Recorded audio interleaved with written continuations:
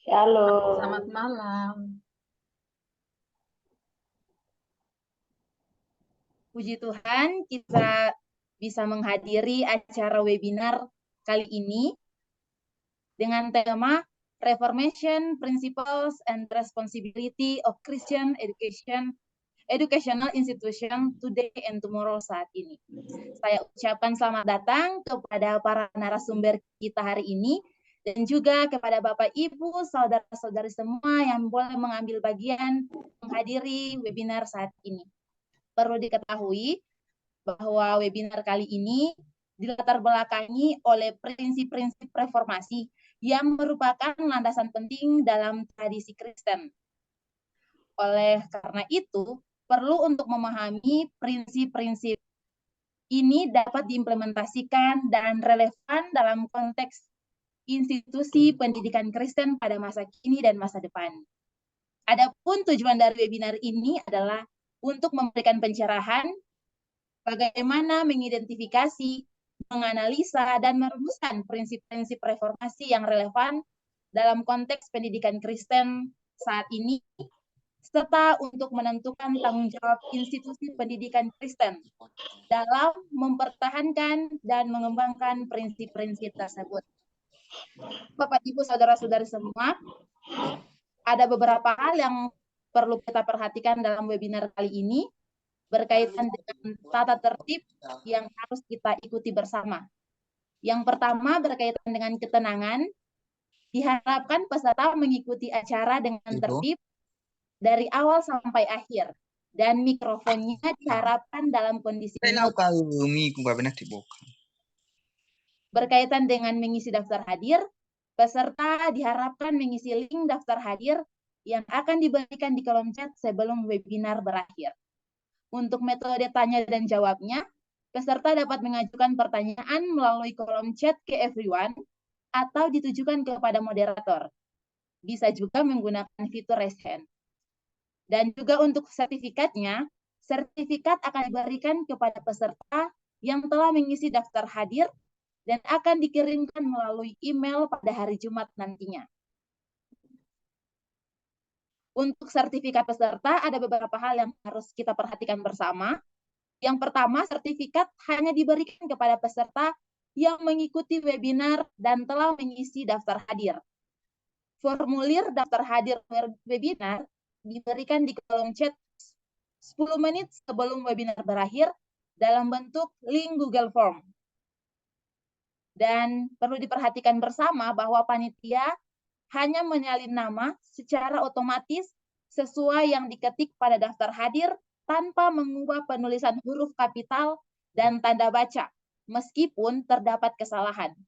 Oleh sebab itu, mohon Bapak, Ibu, dan saudara-saudari semua mengetik nama dan gelar berdasarkan format penulisan yang tepat. Sertifikat peserta akan dikirim pada hari Jumat melalui email yang akan diisi dalam form daftar hadir. Gagal pengiriman dikarenakan kesalahan penulisan email tidak menjadi tanggung jawab panitia. Baik, tanpa berlama-lama saat ini kita akan masuk dalam kegiatan webinar kita. Namun sebelumnya itu kita akan mengawali dengan doa. Mohon dengan kasih Ibu Herlin Dahawali membawa kita dalam doa. Baik, saudara yang terkasih dalam Tuhan, mari kita sama-sama berdoa. Bapa di sorga, Bapa yang kami sembah dan kami agungkan dalam nama Tuhan kami Yesus Kristus, dan di dalam Roh Kudus pun kami datang kepadamu pada malam hari ini mengucap syukur atas kesehatan, kekuatan yang Tuhan berikan dalam sepanjang satu hari ini, melalui semua kegiatan dan tanggung jawab pelayanan kami. Kami boleh bersyukur karena Engkau Allah yang mengumpulkan kami dari seluruh tanggung jawab pelayanan kami untuk bersama-sama mempelajari dan juga memaknai akan pentingnya reformasi dalam dunia pendidikan, terutama dunia pendidikan Kristen.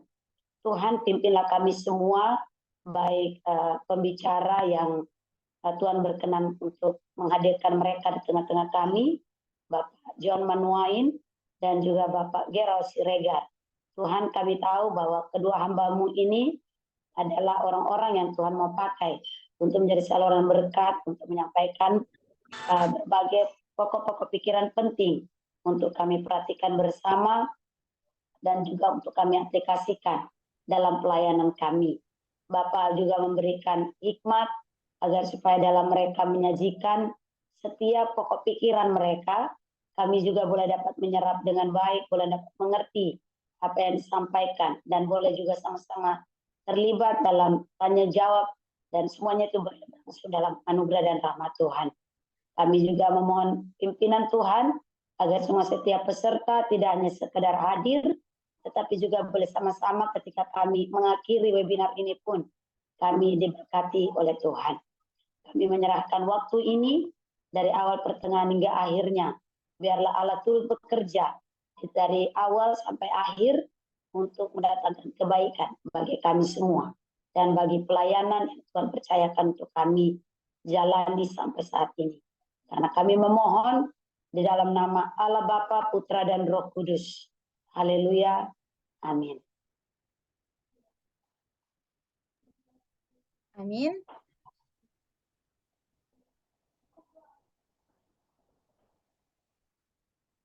Baik, Bapak Ibu, saudara-saudara semuanya, ada pepatah mengatakan tak kenal maka tak sayang.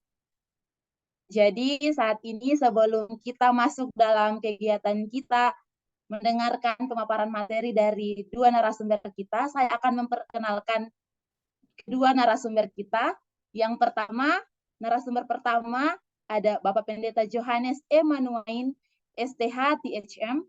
Beliau merupakan dosen di Sekolah Tinggi Teologi Providensia Adonai dengan fokus sebagai dosen Biblika Perjanjian Baru dan Sistematika.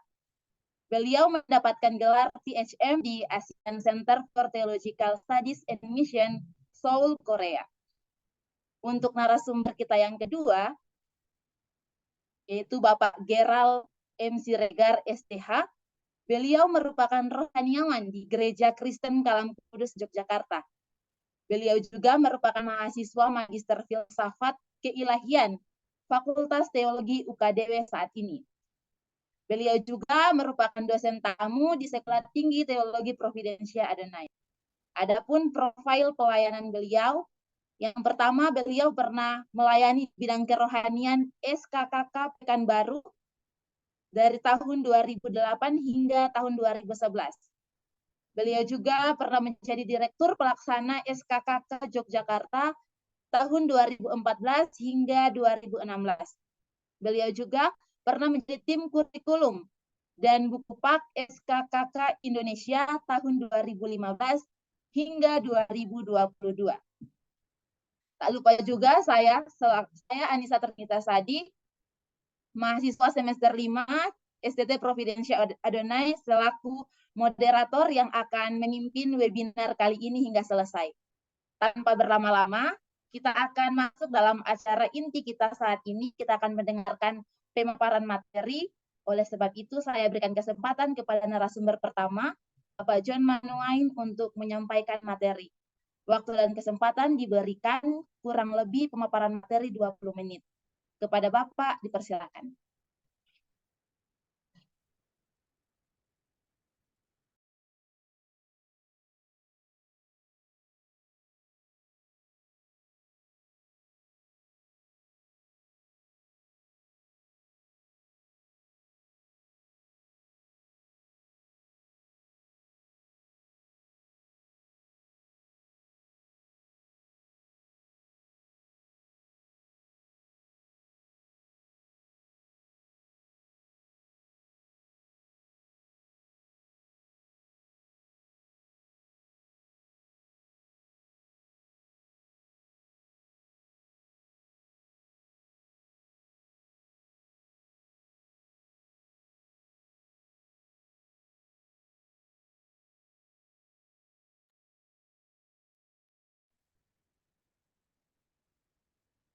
Silakan, Pak.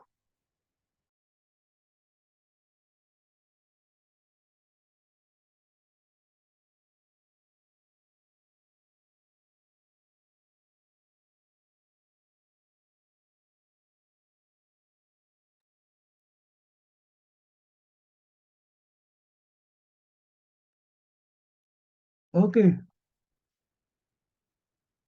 Baik, shalom semua. Shalom Pak. Ya, terima kasih pertama-tama untuk IKAPA yang telah memprakarsai pertemuan kita dalam rangka memperingati peristiwa reformasi pada abad ke-16 dan juga bagaimana implikasinya bagi pendidikan Kristen pada masa kini. Saya diberi waktu 20 menit dan harap dalam 20 menit bisa menjelaskan apa yang sudah disiapkan dalam bahan yang hari ini. Jadi untuk memperingati peristiwa reformasi, kita pertama-tama ingat bahwa reformasi ini bukanlah jalan menuju kekristenan yang baru. Reformasi adalah jalan kembali ke kekristenan yang benar. Nah, pernyataan ini penting karena mungkin ada pandangan bahwa dengan reformasi maka kita mulai dengan kekristenan yang baru, yang berbeda mungkin dengan yang sudah berlangsung sebelumnya selama berabad-abad. Tapi sebenarnya bukan demikian. Jadi para reformator sebenarnya dipakai Tuhan untuk membawa kembali gereja kepada kekristenan yang benar sebagaimana yang sudah dimulai sejak abad pertama, sebagaimana yang kita baca dalam Perjanjian Baru. Baik, berikutnya.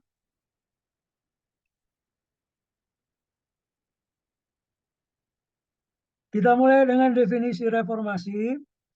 Reformasi pada abad ke-16 adalah satu gerakan pembaruan oleh tokoh-tokoh seperti yang mungkin kita semua tahu, Martin Luther, John Calvin, Ulrich Zwingli, John Knox. Ini 4 reformator utama.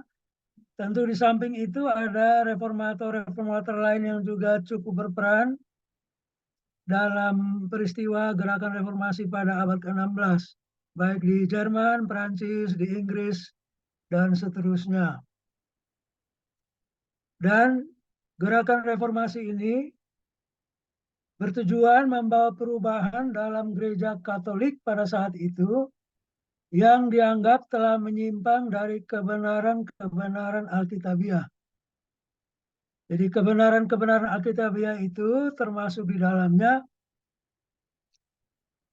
bagaimana peranan Alkitab yang disejajarkan dengan tradisi gereja selama berabad-abad, sehingga gereja melihat tradisi sama kedudukannya dengan Alkitab atau kitab suci. Demikian juga penyimpangan dalam praktek beberapa kegiatan ibadah yang nanti kita akan lihat sebentar juga. Demikian juga penyalahgunaan kekuasaan di antara kebanyakan para pemimpin termasuk dalam kepemimpinan yang tertinggi yang menyangkut Paus di Vatikan, di kota Roma. Nah, kita harus menyadari bahwa reformasi ini tidak terjadi dengan sendirinya atau tidak muncul dengan tiba-tiba. Karena sebelumnya, dalam abad-abad sebelumnya, sudah ada orang-orang tokoh-tokoh yang memperjuangkan prinsip-prinsip reformasi, walaupun mereka berjuang sendiri, tetapi apa yang mereka kerjakan itu di kemudian hari ikut membantu para reformator abad ke-16 untuk memulai gerakan mereka. Jadi kita kenal John Wycliffe pada abad 13, Jan Hus dan Savonarola pada abad ke-14. Dan ketiga-tiganya begitu setia dalam memperjuangkan prinsip-prinsip reformasi yang tadi itu dengan mempertaruhkan nyawa mereka. Sehingga mereka mati sebagai seorang yang dihukum karena perjuangan mereka. Itu definisi singkat dan juga keterangan tentang apa itu reformasi pada abad ke-16. Baik, berikut.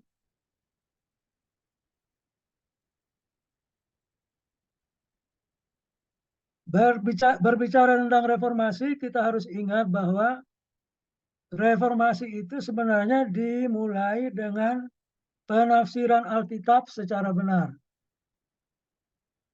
Jadi gerakan reformasi tidak bisa dilepaskan dari kesadaran para reformator akan pentingnya memahami apa yang sebenarnya Alkitab ajarkan. Dan bukannya memasukkan pendapat manusia ke dalam Alkitab. Jadi ini yang berfungsi sebagai dorongan penting, sebagai motor yang memberikan keberanian kepada Martin Luther dan para reformator lainnya.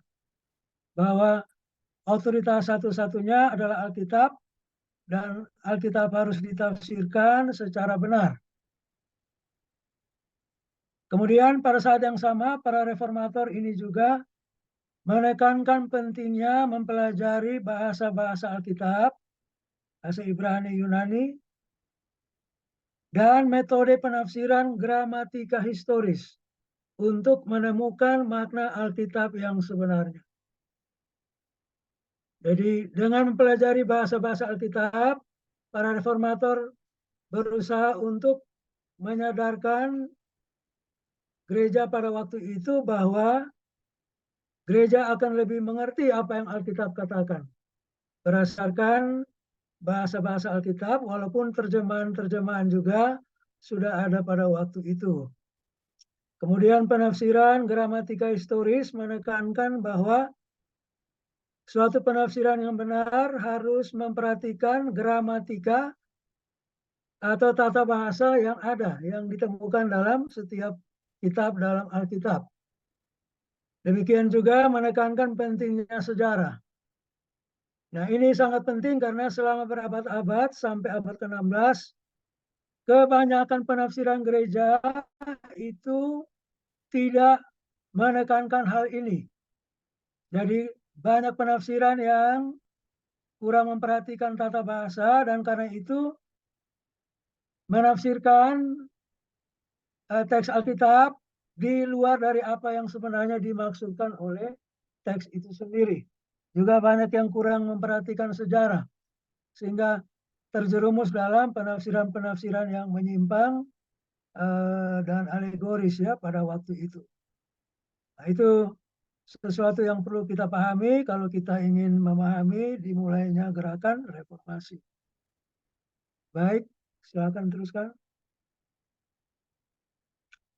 Kita tahu bersama bahwa tanggal 31 Oktober 1517 itu dianggap sebagai saat dimulainya gerakan reformasi, karena pada hari itu Martin Luther memakukan 95 dalilnya di pintu kastil atau gereja di Wittenberg di Jerman.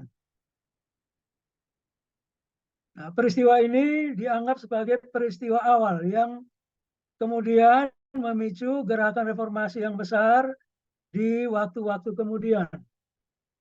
Tujuan Luther dengan 95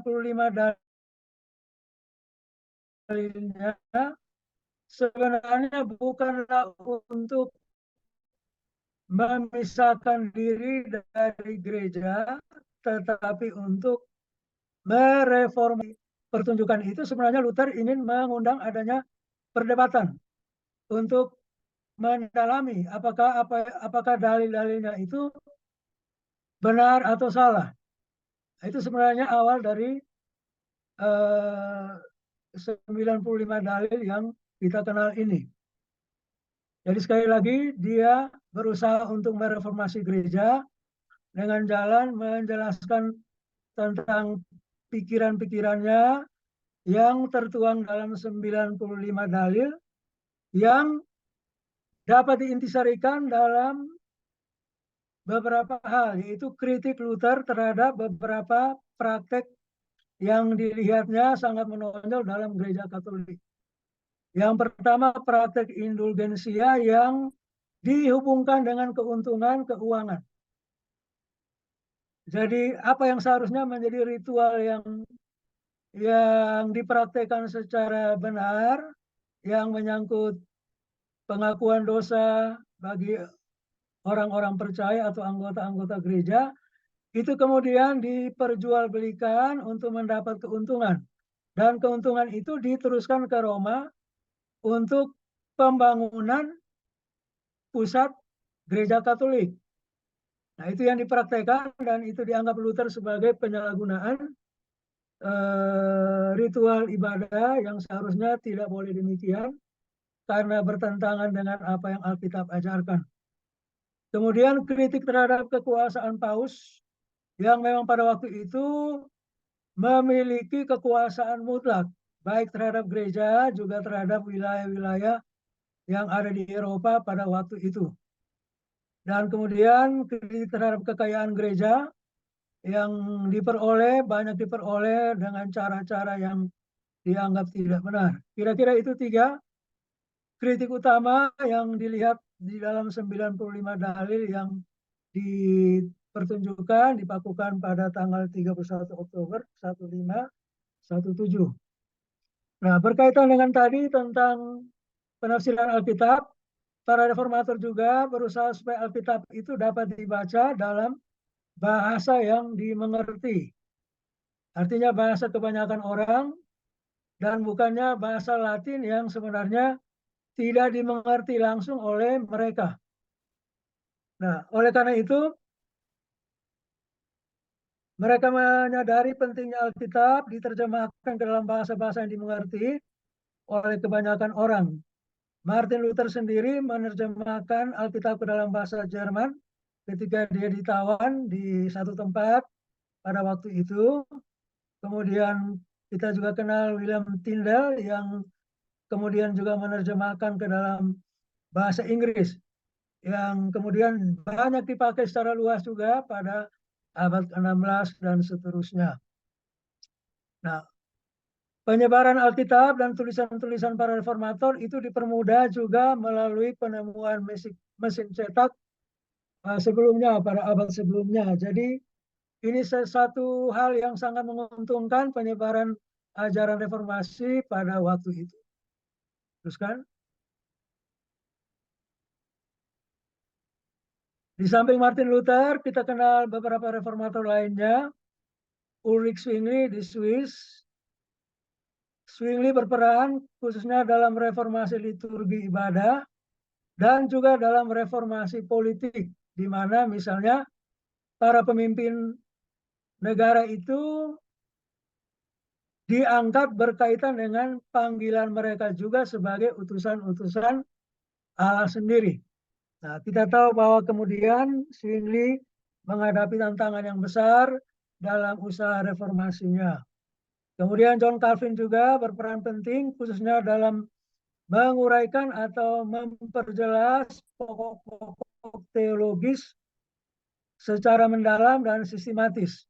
Misalnya melalui buku yang dikarangnya yang diterbitkan pada tahun 1534, Institutio Christianae Religionis, yang juga sudah diterjemahkan ke banyak bahasa termasuk ke dalam bahasa Indonesia. Dan John Knox yang belajar dari Calvin di Swiss, kemudian kembali ke Skotlandia, menyebarkan ajaran reformasi dan juga membantu dalam menyusun Scott Confession atau pengakuan Skotlandia, juga berkecimpung dalam reformasi politik. Sebagaimana saya katakan, ada juga nama-nama lain yang ikut berperan dalam penyebaran reformasi, termasuk juga di Inggris yang tidak disinggung di sini. Teruskan. Tantangan terhadap gerakan reformasi dihadapi secara terus-menerus. Dari Luther sendiri diadili di Diet of Worms, yaitu satu pertemuan raya dari pemimpin gereja termasuk kepala-kepala pemerintahan di kota Worms di Jerman, dan kemudian dia dikucilkan. Dan ketika dia diperhadapkan di depan pengadilan itu, dia tidak pernah mundur dari apa yang telah ditetapkannya, yang telah dimulainya. Luther mengatakan, saya tidak dapat dan tidak akan menarik kembali apapun karena bertentangan dengan hati nurani saya.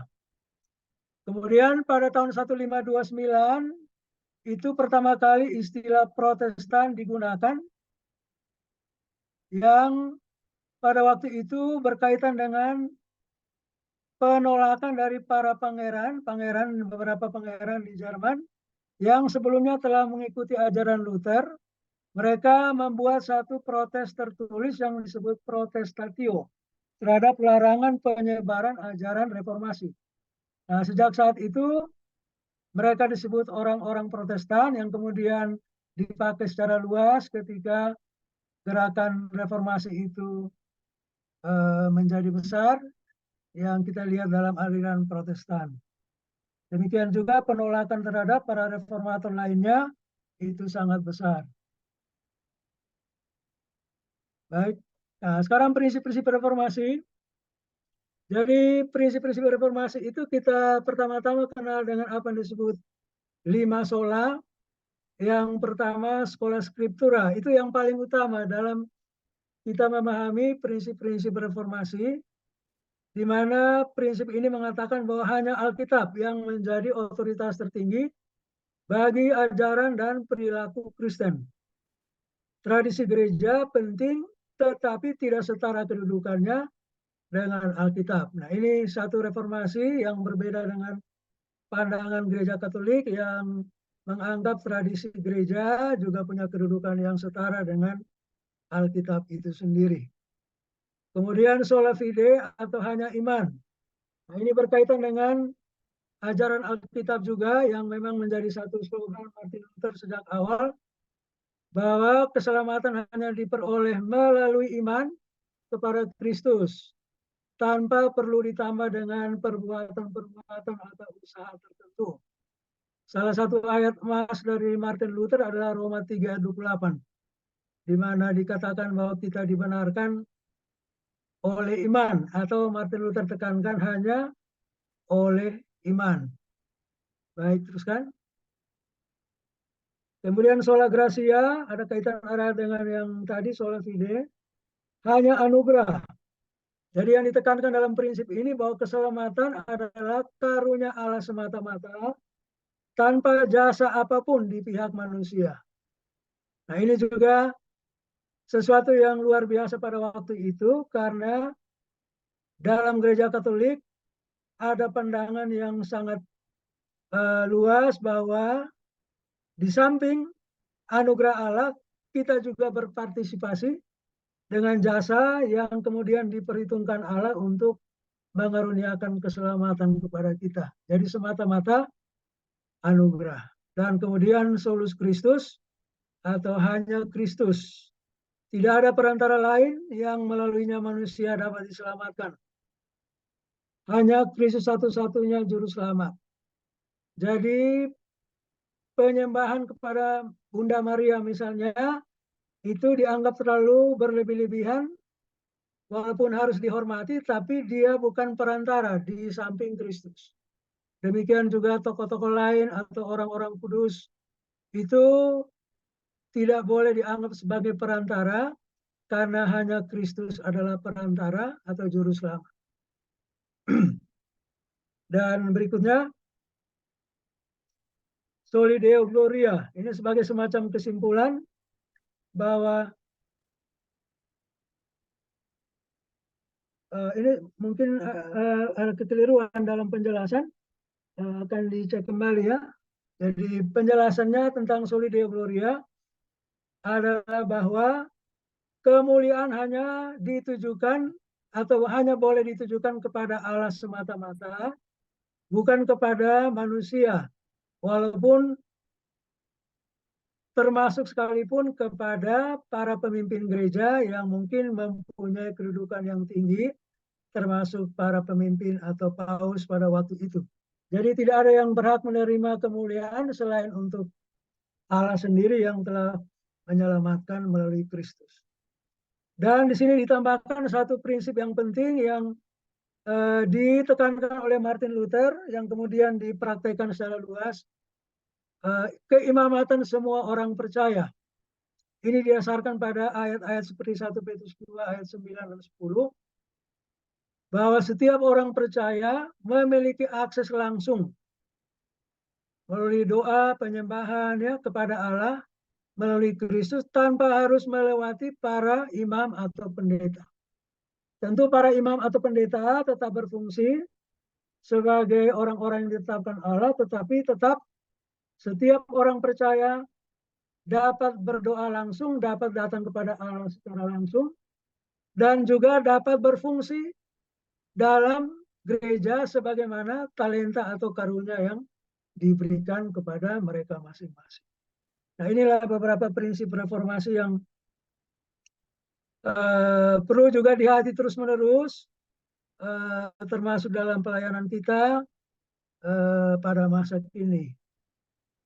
Kemudian beberapa dampak reformasi dilihat dalam beberapa aspek yang mencakup hal-hal yang sangat luas pada waktu itu. Jadi yang pertama pemisahan gereja dan negara. Nah, ini berkaitan dengan praktek sebelumnya bahwa gereja menguasai kepala-kepala pemerintahan yang ada pada waktu itu khususnya di Eropa.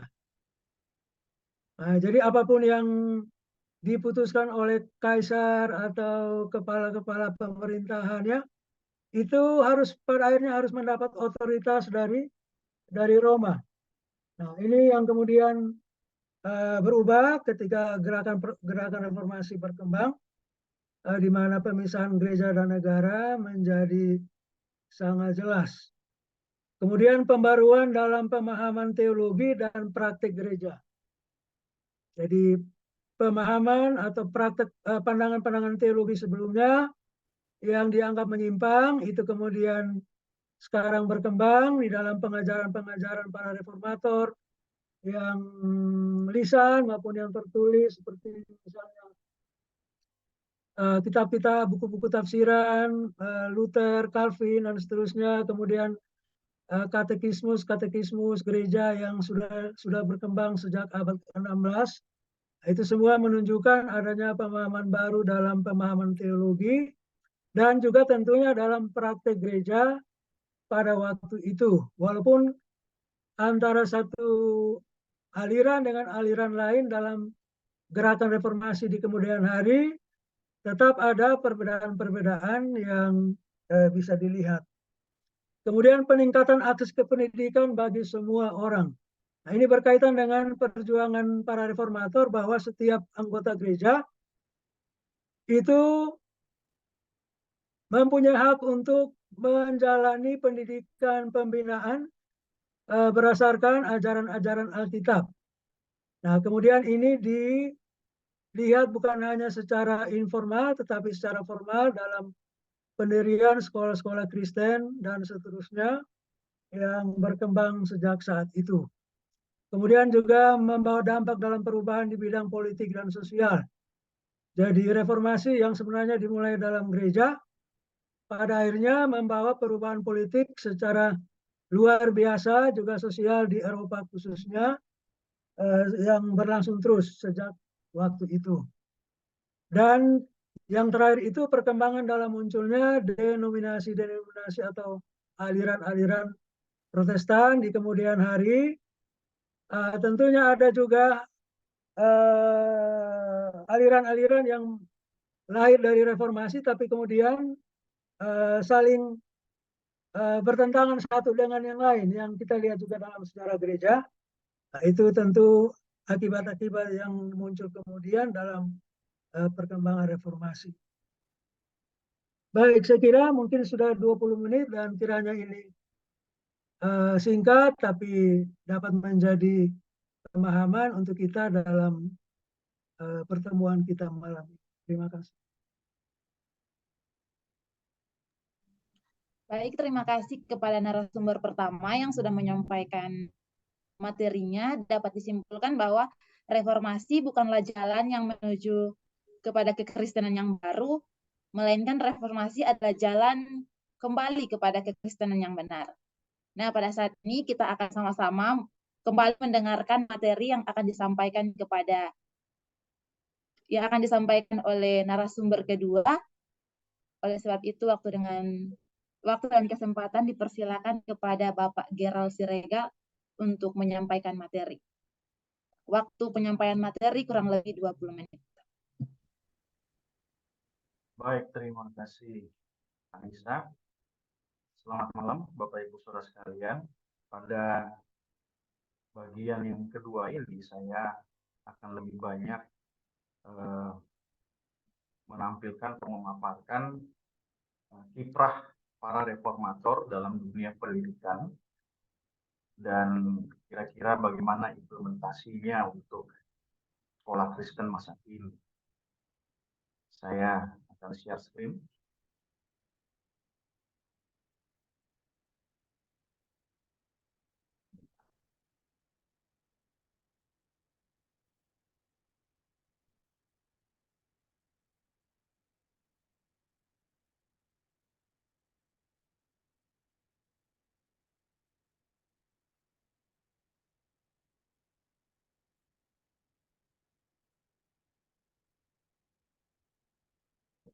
Apakah sudah nampak ya? Sudah, Pak. Oke, baik. Sebelum kita masuk dalam pembahasan yang mendalam,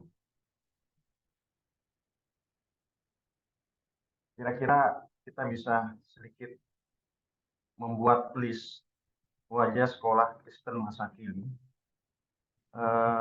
Memang ini bukan penelitian yang mendalam, saya hanya cari-cari di internet, jadi bisa correct me if I'm wrong, ya. Yang pertama, tentunya ini bukan secara general ya, ini bukan sesuatu yang generik sifatnya, tapi kasus ya, case by case. Pelecehan seksual pernah terjadi ya di lingkup sekolah Kristen, ya. Bahkan tidak jauh dari Batu, bukan tidak jauh, bahkan di Batu sendiri ada sekolah swasta yang berdasarkan nilai-nilai Alkitab, di mana pemimpin sekolah tersebut melakukan pelecehan seksual terhadap 2 orang siswinya, ya, 2 orang murid perempuan yang bersekolah di tempat itu. Itu terjadi ketika awal pandemi. Saya tidak usah sebut sekolahnya, tapi teman-teman di Batu mungkin ingat peristiwa itu, dan kita mungkin ingat juga peristiwa itu. Kekerasan di sekolah, ya, saya dalam cari-cari di internet ada kekerasan yang terjadi di sekolah, baik itu dari guru terhadap murid maupun sebaliknya, ya, terjadi juga murid terhadap guru, gitu ya. Ada yang ditegur karena masalah merokok, kemudian guru agamanya malah ditikam. Ya, ini terjadi di Sulawesi Utara ketika saya baca-baca. Perundungan ini sudah sangat umum lah ya. Saya kira dimanapun dia mudah untuk terjadi. Korupsi, ya, beberapa sekolah Kristen justru diladang untuk beberapa oknum untuk melakukan tindak korupsi. Kemudian orientasi bisnis. Banyak sekolah Kristen yang dibangun, sekolah Kristen yang berdiri, mulanya adalah orientasi pelayanan. Tuhan memakai kita untuk menjadi garam dan terang dunia melalui dunia pendidikan. Kira-kira demikian. Tapi setelah 10, 20, 30 tahun berjalan, muncullah orientasi bisnis. Orientasi pelayanannya mulai tergeser. Dan ketika ada orientasi bisnis, ada kepentingan, ada politik, dan akhirnya ada sikut-menyikut. Ya, perlu diakui ini bukan secara generik, bukan general, ya, tapi pernah terjadi di sekolah Kristen. Ya. Nah, kita akan belajar hari ini, kita akan melihat peran-peran para reformator dan penerus reformasi di dalam dunia pendidikan. Ada satu fenomena homeschooling. Menurut data yang diambil atau diperoleh dari Digest of Education Statistics pada tahun 2007, terdapat 1,1 juta siswa homeschooling di seluruh dunia. Dan saya kira itu sudah berlalu berapa tahun sekarang? Sudah 16 tahun ya. Sudah 16 tahun dari 2007, saya kira akan bertambah jumlahnya. Nah, survei secara acak menghasilkan beberapa alasan orang tua memilih homeschooling. Dan alasan yang terbesar adalah mereka berpendapat bahwa dengan melakukan homeschooling, mereka dapat memberikan pendidikan yang baik di rumah. Itu jumlahnya 48,9, hampir 49%, hampir setengahnya. Dan jumlah yang cukup besar juga, 38,9%, itu karena alasan demi kerohanian anak. Ya. Jadi ada orang tua yang tidak begitu percaya, baik itu kepada state school atau sekolah negeri, maupun kepada private school, sekolah swasta Kristen misalnya, berkaitan dengan kehidupan kerohanian anak. Sehingga mereka memilih untuk, yuk kita homeschooling aja. Dengan homeschooling, saya bisa membangun kerohanian. Dan sisanya ada masalah ekonomi keluarga dan alasan pengembangan karakter. Nah, di sini kita dapat melihat ya, bahwa ternyata ada satu masalah ini.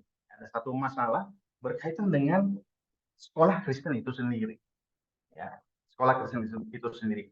Sekali lagi ini case by case ya. Saya tidak mengeneralisir. Nah, kita kan belajar dari para reformator. Yang pertama, kiprah Martin Luther dalam dunia pendidikan di Jerman. Kita akan melihat bahwa beliau bersama Philip Melanchthon mensurvei banyak gereja dan sekolah dan menemukan bahwa banyak orang yang tidak peduli lagi dengan Alkitab dan spiritualitas. Tidak peduli dengan Alkitab dan spiritualitas. Dan dari alasan atau dari temuan mereka ini, Luther akhirnya membuat katekismus besar dan kecil. Ya, katekismus besar dan kecil yang dia selesaikan pada tahun 1529 sebagai dasar utama pembuatan kurikulum di sekolah-sekolah ya. Jadi sekolah-sekolah ini kalau membuat kurikulum, salah satu dasar pembuatan kurikulum adalah katekismus besar dan kecil yang disusun oleh Martin Luther. Isinya antara lain adalah pengakuan iman, sakramen-sakramen, doa Bapa Kami, Dasatita, dan Lexio Divina. Ya, bagaimana kita mempraktekkan pendalaman firman Tuhan ya, dan melakukan saat teduh, kira-kira demikian. Kemudian tadi juga sudah disebutkan oleh Pak John, dia juga menerjemahkan Alkitab ke dalam bahasa Jerman agar dapat lebih mudah dipakai, baik itu di gereja atau di sekolah ataupun di kalangan masyarakat. Kemudian Martin Luther juga membuat buku himne. Buku himne yang pada akhirnya juga dipakai tidak hanya di gereja tapi juga di akademi-akademi dan di sekolah-sekolah. Apa yang menjadi prinsip pendidikan Kristiani Martin Luther? Ya, saya mencoba mencari dan menemukan ada beberapa prinsip. Dan Luther sendiri berkata, no school, no Christianity, no school, no good rulers, no Christianity and no good rulers, utter chaos and heathenism in Germany. Jadi kalau nggak ada sekolah itu nggak ada kekristenan. Kalau nggak ada sekolah itu nggak ada pemimpin yang baik. Ya. Kalau nggak ada kekristenan dan pemimpin yang baik, maka terjadi kekacauan dan heathen itu seperti kekafiran di Jerman. Ya. Oleh karena itu, kepada seluruh aspek kehidupan Kristen, termasuk dalam dunia pendidikan, dia juga kembali menyerukan untuk kita kembali kepada Alkitab yang benar. Ya. Kembali pencarian pesan-pesan Alkitab yang benar. Oleh karena itu dalam dunia pendidikan juga penting untuk kembali kepada Bible-centered education. Ya. Kemudian Luther juga mempunyai konsep dan dia sangat tegas di sini harus teacher-centered education. Ya, teacher-centered education. Di sini ada pendisiplinan yang sangat ketat sebagai sarana untuk murid atau siswa mentaati firman Tuhan. Ya, jadi ada pendisiplinan yang ketat.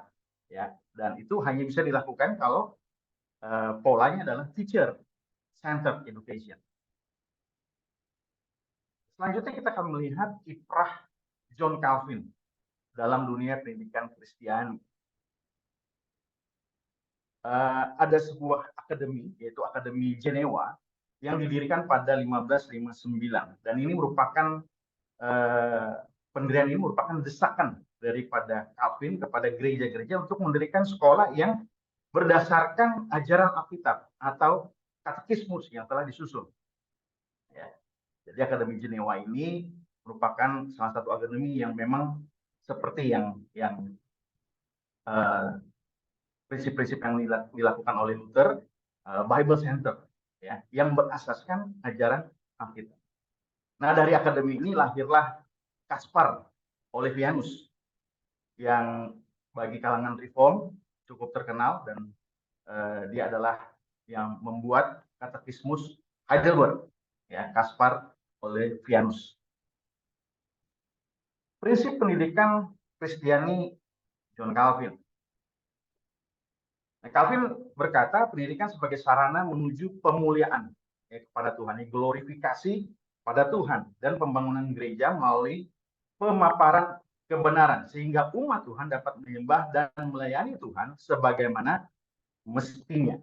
Ya, jadi ada glorifikasi kepada Tuhan di dalam penyembahan dan juga pelayanan, ya, pelayanan. Dan ini tentunya sejalan dengan prinsip-prinsip reformasi yang kita lihat tadi, ya, imamat, ya, keimamatan yang bisa dilakukan oleh kaum awam, ya. Kemudian selanjutnya yang kedua, mementingkan atau menekankan, ya, katekismus dan mewajibkan murid untuk menghafal katekismus. Jadi bagi Calvin, murid itu wajib menghafal katekismus, ya, wajib menghafal katekismus, dan dia cukup tegas di sini, ya, harus menghafal katekismus. Nah, kurikulum mencakup 4 pokok, yaitu norma, hukum-hukum, ya, hukum-hukum, iman, doa, dan sakramen, ya, ibadah atau liturgi. Kemudian sekali lagi menekankan pengabdian diri kepada Allah atau pelayanan. Nah, tadi kita melihat ada beberapa reformator tadi sudah diutarakan oleh Pak John, dan memang karena masalah waktu juga saya hanya menyampaikan 2 reformator langsung, yaitu Martin Luther dan John Calvin. Tapi penerus pemikiran reformasi yang cukup kental untuk dunia pendidikan, saya melihat ada pada diri John Amos Comenius. Ya, John Amos Comenius. Mungkin sedikit dari kita yang mengenal John Amos Comenius, padahal beliau juga sebenarnya merupakan penerus pemikiran para reformator atau penerus pemikiran reformasi. John Amos Comenius merupakan seorang pendeta dan guru Kristen dari Moravia, daerah Ceko pada saat ini, berasal dari garis keluarga Katolik. Namun sejak kecil keluarganya mendapatkan didikan agama dari pengajar-pengajar reformasi di Moravia. Kemudian pada tahun 1618 pecah perang yang disebut dengan Perang 30 tahun antara Katolik dan kelompok reformasi. Pada dekade pertama perang tersebut, kelompok Katolik berhasil merebut wilayah Moravia dan mewajibkan penduduk Moravia untuk memeluk agama Katolik. Comenius bersama keluarganya menolak untuk menganut Katolik dan memutuskan untuk hengkang ke Polandia. Dari sejak dia hengkang ke Polandia, dia tidak pernah kembali lagi ke Moravia. Di Polandia, dia banyak melakukan pembawaran pendidikan yang dianggapnya usang dan menjagal pikiran. Ya. Ia menentang misi Katolik yang menyimpang melalui dunia pendidikan, yang mewajibkan pembelajaran dalam bahasa Latin agar memudahkan perekrutan siswa menjadi klerus Katolik, ya, menjadi bruder, romo, ya, seperti itu. Ia menentang sistem sekolah yang tidak memperbolehkan siswa putri atau siswi untuk bersekolah. Ini Comenius. Kemudian ia memperkenalkan fase-fase pendidikan mulai dari balita sampai dewasa. Ada 7 fase. Ya, fase kelahiran, fase kanak-kanak, fase remaja, fase pemuda, ya, dan itu seterusnya sampai fase lansia. Kemudian dia menyusun 2 buku yang terkenal pada masanya. Yang pertama itu Didaktika Magna, yaitu pendidikan harus mengarah pada orientasi masa kini dan eskatologis, ya, sehingga seorang dapat memelihara salehan. Kemudian dia menyusun satu buku lagi, Orbis Sensualium Pictus. Nah, inilah buku pertama, buku teks untuk anak-anak yang terdapat gambar-gambar, ya, supaya anak-anak dapat dengan mudah untuk belajar. Ia kemudian dikenal sebagai Bapak Pendidikan Modern. Prinsip pendidikan Comenius. Pendidikan seharusnya membawa pada kesalehan hidup. Ya, tadi sudah kita lihat contoh-contoh kiprah dia. Memang dia merindukan supaya melalui dunia pendidikan para siswa ini memiliki kesalehan hidup, memikirkan permasalahan eskatologis juga. Jadi masa kini dan eskatologis juga, ya, sehingga membawa seseorang untuk hidup saleh. Kemudian guru seharusnya memahami natur pembelajaran anak. Itu sebabnya dia buat fase-fase. Dia buat buku yang untuk anak-anak. Jadi berbeda dengan Luther yang teacher centered, dia justru ingin student centered, ya, student centered. Jadi bukan berdasarkan apa yang POV-nya guru, tapi dia juga ingin lihat POV-nya, POV maksudnya point of view-nya siswa atau murid, ya. Penghargaan pada kebutuhan dan perkembangan anak, ya, penghargaan pada kebutuhan dan perkembangan anak. Itu sebabnya dia mementingkan juga anak-anak, ya, juga boleh mendapatkan pendidikan yang baik. Nah, dari sini apa kira-kira yang bisa menjadi implementasi, ya? Saya coba menyusun beberapa hal. Yang pertama, kurikulum sekolah Kristen. Ya, saya tidak tahu berapa banyak dari kita yang hadir malam hari ini melayani di sekolah Kristen. Saya melihat ada senior saya yang cukup lama melayani di sekolah Kristen, Ibu Devi Nokas, gitu ya. Dan teman-teman yang lain mungkinnya juga hadir malam hari ini. Mari kita back to the Bible, ya. Bible based kurikulum. Apa sih sebenarnya yang dimaksud dengan Bible based kurikulum? Bahwa nilai-nilai Alkitab seharusnya dapat terintegrasi ke semua mata pelajaran yang ada. Tidak mudah memang, saya harus pahami tidak mudah. Saya sendiri ketika berada di dalam tim penyusunan kurikulum, bagaimana kita memikirkan mata pelajaran seperti sains, mata pelajaran bahasa, mata pelajaran yang lain, seluruh mata pelajaran memiliki atau terintegrasi dengan nilai Alkitab. Itu sebenarnya nggak mudah. Ya. Bagaimana dengan pembelajaran PAK kita? Tentunya kita yang alumni sekolah teologi, ya, ketika masuk ke sekolah Kristen atau mungkin sekolah negeri, kita hampir pasti menjadi pengajar agama. Ya, saya harus katakan, mohon maaf, bagaimana dengan materi pembelajaran agama yang ada yang disediakan oleh pemerintah melalui Kemenak. Ini yang menjadi kritikan kami terus-menerus, ya, utamanya yang sudah kelas SMP dan SMA, apalagi SMA kelas 11-12, itu saya nggak beda dengan PPKN, ya. Saya dulu kalau kasih ulangan harian kepada siswa saya, waktu itu saya ngajar di Kalam Kudus Pekanbaru, saya ngajar SMA, mereka tanya, Pak, ini PPKN apa agama? Ya, karena lebih banyak pada nilai moral. Saya tidak mengatakan nilai moral jelek, tapi sudah ada bagiannya, begitu ya, sudah ada bagiannya. Seringkali tumpang tindih dengan PPKN. Ya. Oleh karena itu, saya kasih contoh saja, kami Kalam Kudus buku PAK-nya berdasarkan nilai reformasi sebenarnya, ya, CFRC, Creation, Fall, Redemption, dan Consummation, ya. Itu dasarnya. Jadi seluruh pelajaran mulai dari KBTK kelas 1 sampai kelas 12 itu semuanya harus ada isi tentang penciptaan, kejatuhan manusia, penebusan dari Kristus, dan konsumasi orang percaya. Itu wajib, Ya, jadi sebenarnya yang telah kami susun adalah katekismus. Katekismus. Kembali kepada apa yang dilakukan oleh Luther dan Calvin, termasuk Comenius tadi. Next, Christ-centered education.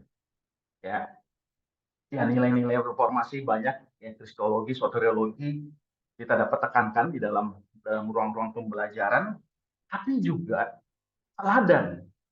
Ya, jadi tidak hanya ajar, tapi teladan Kristus. Teladan Kristus yang ketika memberikan kesempatan kepada anak kecil untuk sama-sama bergabung dalam khotbah di bukit, anak kecil sama-sama bergabung, gitu ya, dan tidak menolak anak-anak, bahwa di sini pendidikan Kristus tidak ada segregasi, ya, intergenerasional, gitu ya, ada emansipatoris, dialogal bukan monologal, melibatkan orang lain, ya, sesuatu yang memerdekakan. Itu sebabnya sebenarnya sejalan juga dengan kurikulum merdeka saat ini. Kira-kira itu demikian, Christ-centered education. Selanjutnya, guru sebagai gembala. Ya, guru dapat berlaku tidak hanya sebagai guru, tapi sebagai gembala. Artinya begini, tadi mungkin ada tarik-menarik antara Luther dengan Comenius, ya, bahwa ada konsep harus teacher center. Teacher center tentunya harus banyak disiplin. Bisa jadi tidak terlalu memperhatikan potensi siswa, gitu ya. Tapi Comenius mengatakan harus student center. Student center berarti kita menggali potensi-potensi siswa, ya, dan kita kembangkan, kita arahkan, kita sebagai guru sebagai fasilitator. Nah, seperti gembala di gereja kan demikian, ya. Satu sisi dia harus tegas, tapi satu sisi jiwa kebapaannya juga harus ada, dan dia harus mengenal jemaat-jemaat. Jadi kita guru, apakah kita guru di kelas, guru kelas maksud saya, maupun kita guru agama, iya, kita harus menjadi gembala bagi anak kita, ya, mementingkan spiritualitas mereka. Itu kan yang coba dikritisir oleh Martin Luther, bahwa spiritualitas sudah hilang waktu itu di Jerman. Ya. Spirit-led community, menekankan spiritualitas, ya. Bikin kegiatan-kegiatan yang bisa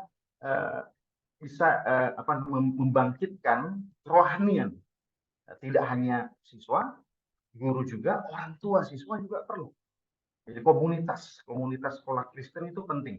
Spirit-led community. Ya. Martin Luther membuat buku himne. Buku himne tentunya untuk dinyanyikan Bapak Ibu Saudara. Ya. Nah, di situ kita bisa membangun spiritualitas, memelihara spiritualitas kita.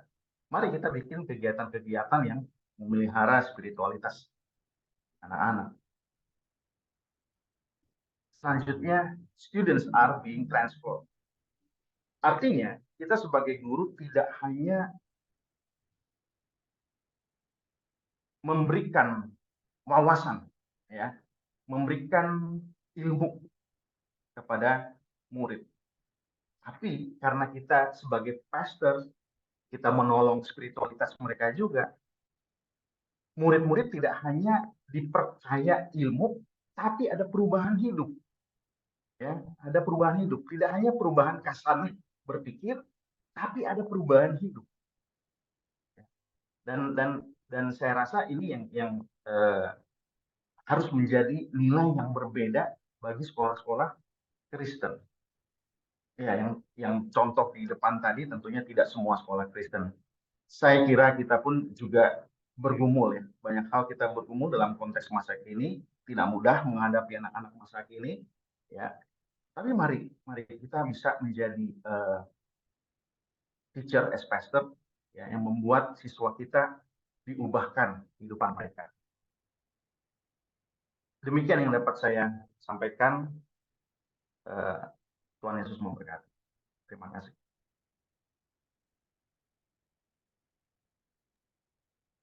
Baik, terima kasih kepada Bapak Gerald selaku narasumber kedua yang sudah menyampaikan materinya. Baik, saat ini Bapak Ibu, saudara-saudari semuanya, kita akan masuk dalam ruang tanya jawab. Kepada Bapak Ibu, saudara-saudari yang mau bertanya kepada kedua narasumber kita bisa melalui fitur raise hand ataupun lewat chat. Baik, kepada Bapak Ibu, saudara-saudari yang mau bertanya dipersilakan.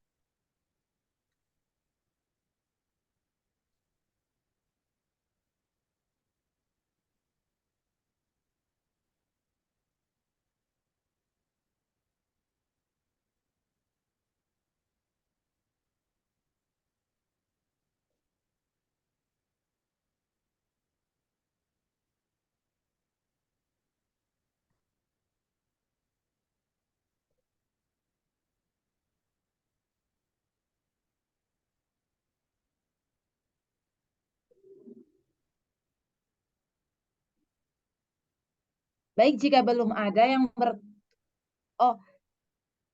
dari Kak John Riz.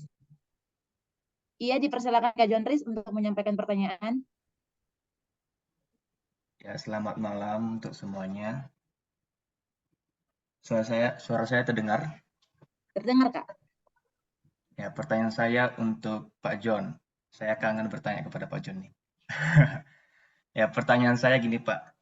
Ada beberapa buku yang saya baca dan juga informasi-informasi yang saya terima bahwa pembakuan dalil-dalil di pintu gerbang di Wittenberg itu bukan hanya terjadi ketika Martin Luther membakukan dalilnya di situ, akan tetapi ada kejadian-kejadian yang sebelumnya itu pernah terjadi.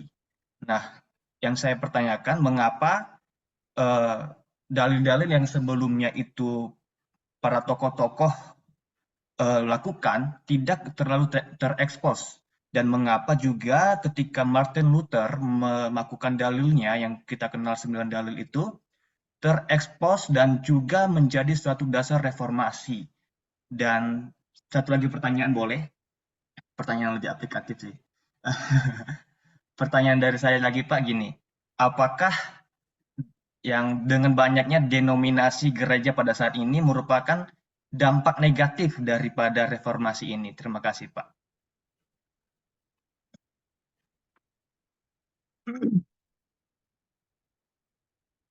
Langsung jawab, Pak. Bisa, Pak. Bisa langsung dijawab. Oke, baik. Jadi, ya, menurut saya kita tidak tahu secara pasti peristiwa-peristiwa yang sebelumnya terjadi sebelum 31 Oktober 1517 karena menyangkut sejarah yang sudah berlangsung beberapa abad yang lalu. Jadi bisa saja ya sudah ada hal-hal yang terjadi ya yang searah dengan perjuangan Martin Luther pada tanggal 31 itu. Tapi saya kira dengan satu cara yang luar biasa yang terbuka dan yang bisa mengundang reaksi yang keras dari gereja, Martin Luther mengambil langkah itu. Sehingga benar-benar hari itu, tanggal 31 Oktober itu, merupakan hari penentuan untuk dimulainya apa yang kita sebut reformasi. Tentu Martin Luther sendiri tidak membayangkannya, saya kira dia tidak akan membayangkan hari itu bahwa nanti apa yang dia lakukan akan berubah menjadi satu gerakan besar ya. Jadi dia hanya mau menempel atau melakukan itu dengan tujuan mengundang perdebatan atau menyadarkan gereja kira-kira ini yang salah yang harus dikoreksi ya. Saya kira itu. Nah, Martin Luther sendiri memang mengakui bahwa dia diinspirasi oleh banyak tokoh-tokoh bahkan yang sudah dari abad-abad sebelumnya seperti Jan Hus yang di Ceko. Pikiran Jan Hus itu sangat berpengaruh pada Martin Luther ketika dia mulai melakukan perjuangannya. Nah, kemudian yang kedua, adanya berbagai aliran atau denominasi, saya kira memang pada awalnya tentu itu juga tidak diharapkannya, tapi di pihak lain itu sesuatu yang berkembang secara wajar, mengingat bahwa tidak ada satu cara yang seragam untuk menafsirkan pikiran-pikiran reformasi.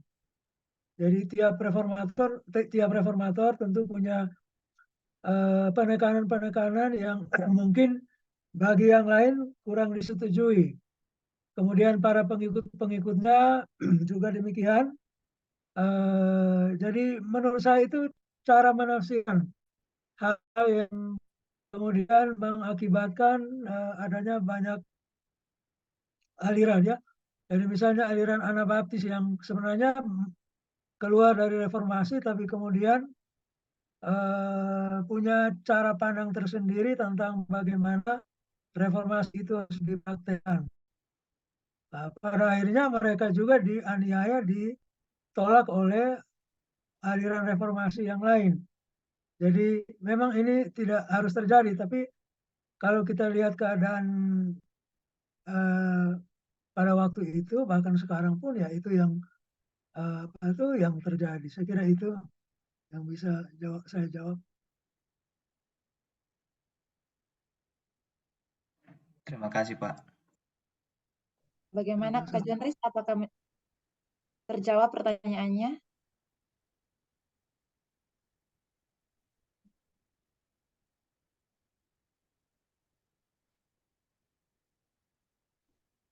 Oke, baik.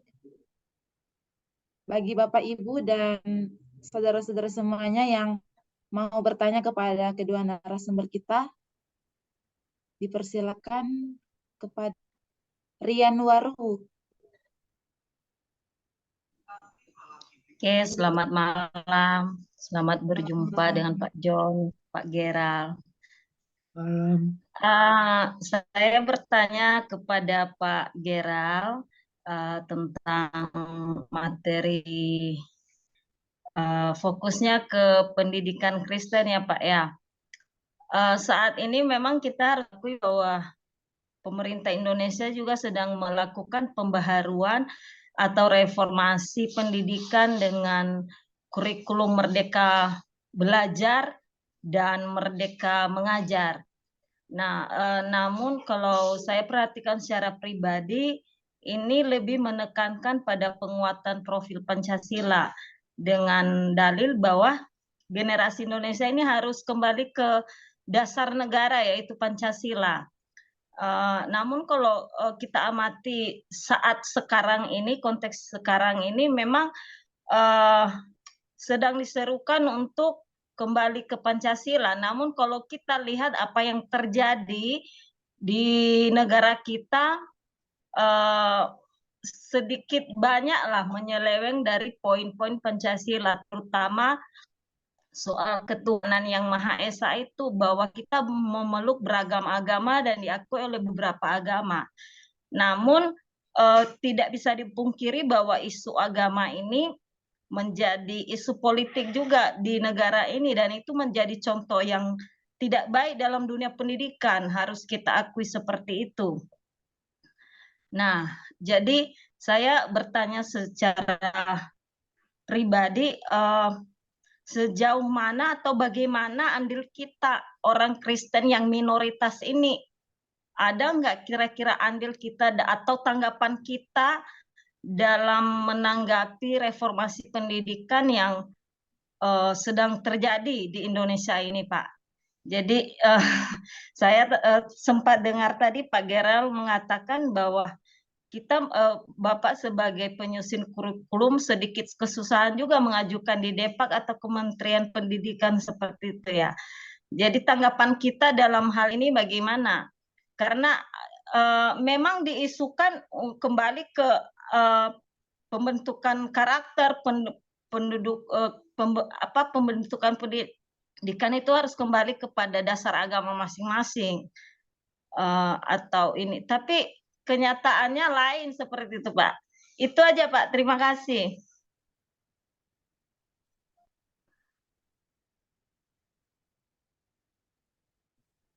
Langsung kan? Langsung ya?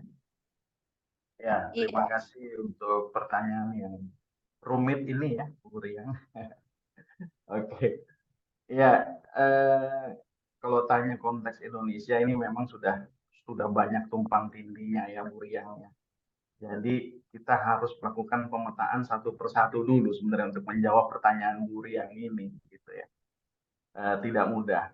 Antara konsep, antara filosofi pendidikan, katakanlah merdeka belajar, merdeka mengajar, sampai ke tataran sekolah-sekolah atau satuan pendidikan pun sebenarnya masih ada gap yang besar, ya. Masih banyak satuan pendidikan yang sebenarnya tidak merdeka belajar dan tidak merdeka mengajar, gitu ya. Ini salah satu contoh aja ya kalau kita mau melakukan pemetaan satu persatu ya. Masih banyak satuan pendidikan yang sebenarnya masih kembali ke kurikulum berbasis materi sebelum tahun 2004. Ya, tahun 2004 kan kita ada kurikulum berbasis kompetensi. Kemudian 2006 kurikulum berbasis kurikulum satuan pendidikan ya, KTSP. Ya, kemudian Kurnas, kemudian sekarang kurikulum Merdeka. Ya, nah itu sebenarnya hanya jargon. Beberapa sekolah melaksanakan hanya jargon dan akhirnya kembali ke kurikulum berbasis materi KBM. Siswa harus menghafal. Guru yang menjejeli siswa dengan materi dan ujung-ujungnya adalah ujian nasional. Sekarang ujian nasional memang tidak ada, tapi beberapa daerah saya tidak tahu kalau di tempatnya Muri yang di Semarang, tapi di tempat kami di Jogja ada pengganti UN gitu, dan itu lokalnya Jogja yang buat, berlawanan juga dengan pemerintah punya gitu ya. Nah, berkaitan dengan penguatan profil Pancasila, tentunya saya kira ini merupakan gagasan yang baik dari pemerintah.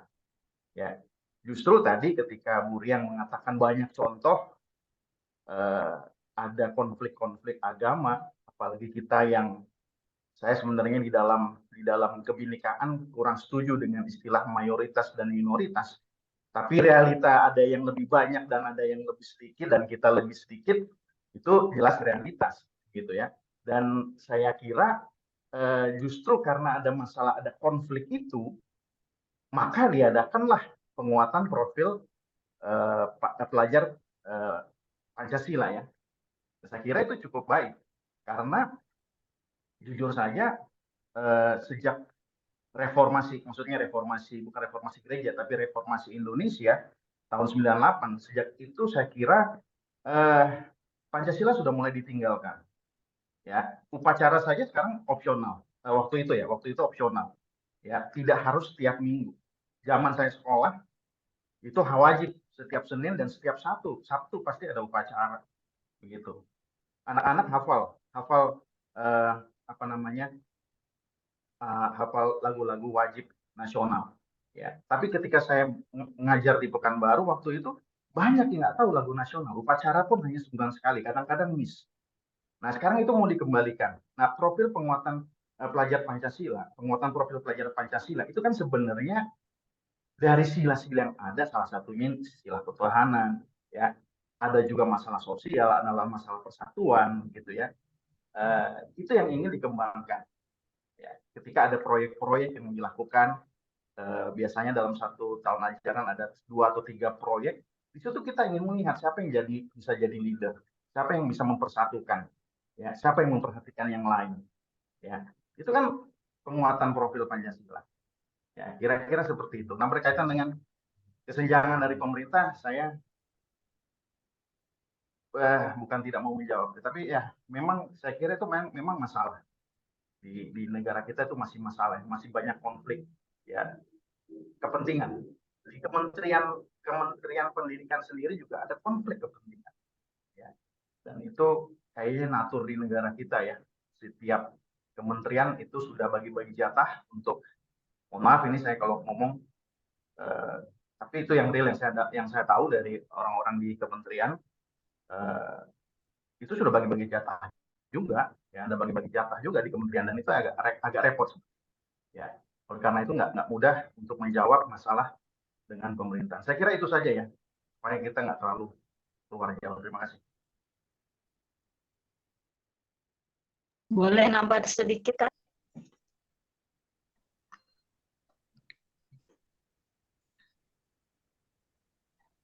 Apakah boleh nambah sedikit pertanyaannya? Baik, Silakan, dipersilakan. moderator. Ya, terima kasih Pak Gerald jawabannya. Reformasi ini memang saya rasa sangat penting ya, dan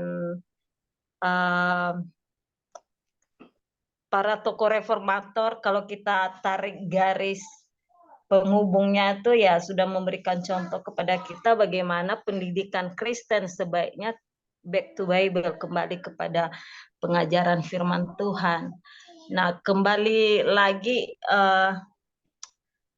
sebenarnya yang ingin saya capai dari pertanyaan itu tadi begini Pak, kita ini dalam konteks negara Indonesia ini terus terang untuk di daerah-daerah tertentu, tidak semua daerah juga, soal pendidikan ini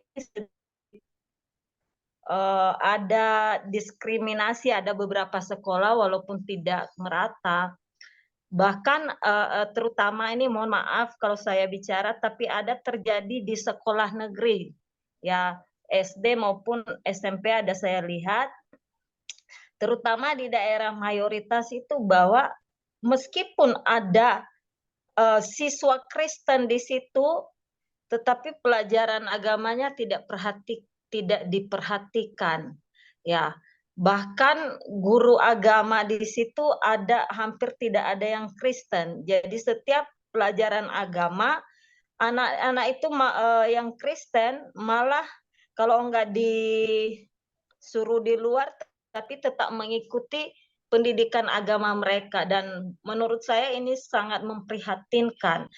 Nah, saya tidak tahu apakah kondisi seperti ini masuk nggak dalam perhatian pemerintah kita atau tidak. Jadi kalau kondisinya seperti ini, bagaimana kita orang Kristen ini bisa mengubah dunia pendidikan Kristen di Indonesia ini, sementara kondisinya seperti ada yang seperti ini, seperti itu Pak. Terima kasih. Ya itu terima kasih ya Bu Rian. Itu memang masalah di kita ya. Tapi ya saya nggak tahu apakah dari kita atau dari gereja mempunyai kemampuan untuk melakukan pemetaan. Ya. Seharusnya ada dari kita yang melakukan pemetaan, atau mungkin di sini ada Ibu Susan ya, Majelis Pendidikan Kristen gitu ya. Mungkin bisa lakukan pemetaan terhadap daerah-daerah yang minim guru agama. Ya, daerah-daerah yang minim, sangat minim guru agama. Dan itu kita bisa linkkan kepada gereja. Ya. Jadi sebenarnya ya tentunya saya nggak bisa langsung menjawab ya, karena saya bukan orang pemerintah juga begitu ya. Nah, justru kalau misalnya panggilan dari gereja-gereja atau mungkin dunia pendidikan Kristen yang bisa melakukan penelitian dan pemetaan begitu ya. Dan kalau apa yang disebut seperti yang disebut kasusnya oleh Bu Riang, sebenarnya kita bisa lawan gitu ya. Nggak boleh dipaksakan kita anak-anak Kristen mendengarkan pendidikan agama lain, nggak boleh. Itu nggak boleh. Kalaupun mereka tidak bisa menyediakan, katakanlah daerah situ pun tidak ada gereja, ya tidak ada gereja untuk misalnya mengasuh anak ini untuk pembelajaran agamanya. Ya, kita bisa kembalikan kepada gereja, misalnya seperti itu. Tapi dia tidak boleh mendapatkan mata pelajaran agama lain, gitu ya. Nah, saya kira itu dia. Tapi ini kiranya boleh mendorong kita, mungkin siapa yang bisa berwenang di Majelis Pendidikan Kristen atau mungkin ada lembaga lain yang bisa memperhatikan hal ini, gitu ya, supaya bisa melihat sampai ke pelosok. Yang kedua nih, ayolah, mari kita sebagai yang mungkin rindu untuk mengajar, ya udah kita bergeraklah ke pelosok-pelosok, gitu ya, untuk kita mengcover setiap ke lubang-lubang yang ada. Kira-kira seperti itu. Terima kasih. Oke, cukup. Terima kasih. Saya kembalikan kepada moderator. Baik, terima kasih. Dipersilakan kepada Pak Ferdi untuk menyampaikan pertanyaan.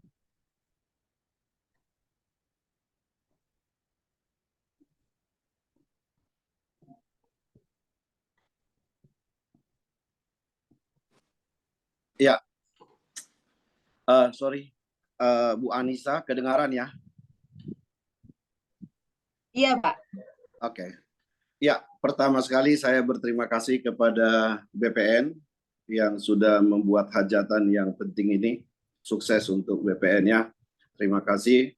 Terima kasih juga kepada Pak John, juga Pak Gerald. Saya apresiasi materinya sangat bagus malam hari ini, sehingga bisa men-trigger ya pemikiran-pemikiran kita. Selaku saya misalnya yang memang bergerak juga di institusi pendidikan. Nah, ya kepada Pak John, mohon izin bertanya, memang ketegangannya itu adalah bagaimana kita menerjemahkan gerakan reformasi ini setelah 500 berapa tahun ya, 506 atau berapa ini ya, sekarang ini. Ketegangannya yang kita sebut dengan Via Antioquia, Antiqua dengan Via Moderna ya. Jadi ada semacam ketegangan di sana. Demokrasi dan sebagainya memang juga harus kita akui adalah juga adanya signifikansi dari adanya kemerdekaan dan juga individu itu. Karena dulunya begitu kuat kepada korpus kepausan di Katolik ya dan sebagainya. Nah, sehingga ini dalam perkembangan saat ini bagi saya, manakala saya bekerja sama dengan banyak reform gitu ya saya juga di situ. Ya, yang saya alami adalah kekakuan ya Pak John. Jadi terlalu oposisi biner, selalu melihat hitam putih ya. Ini yang menjadi ketegangan tersendiri buat saya. Sementara reformasi itu sendiri sebenarnya mendorong kesalehan-kesalehan yang juga mengakomodasi personal atau individu gitu ya. Sehingga tidak tergantung lagi semata kepada korpus atau otoritas kepausan dan sebagainya. Itu sebabnya apakah saat ini sejauh mana hal itu relevan paling tidak ya? Sejauh mana hal itu paling tidak relevan? Terutama nanti reform ini agak sulit berkomunikasi di wilayah publik ya, di wilayah sosial. Padahal wilayah publik itu juga membutuhkan komunikasi yang rasional. Tapi begitu masuk dengan frame reform, dia kok nggak bisa rasional juga. Saya juga bingung gitu. Jadi ini ketegangan tersendiri yang saya lihat karena selalu melihatnya oposisi biner ya.